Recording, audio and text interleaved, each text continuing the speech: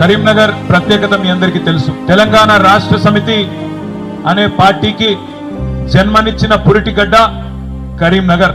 ఆనాడు 2001 మే 17 నాడు కరీంనగర్ లో జరిగిన సింహగర్జనతోనే సింహం లాంటి నాయకుడు కేసీఆర్ గారి గురించి దేశం మొత్తం తెలిసింది అంటే దానికి కారణం ఈ గడ్డ కరీంనగర్ అనే విషయం నేను మీకు గుర్తు చేస్తున్నా. జన్మనిచ్చింది కరీంనగర్. 2006లో ఎక్కడున్నది తెలంగాణ అని ఈసడించుకున్న కాంగ్రెస్ వాళ్లకు 2 లక్షల ఓట్లతో సమాధానం చెప్పిన గడ్డ, పునర్జన్మనిచ్చిన గడ్డ కూడా ఇదే కరీంనగర్. తిరిగి అయిపోయింది 2009లో ఎన్నికల్లో ఓటమితో చెల్లా చెదురు అయిపోయింది టీఆర్ఎస్.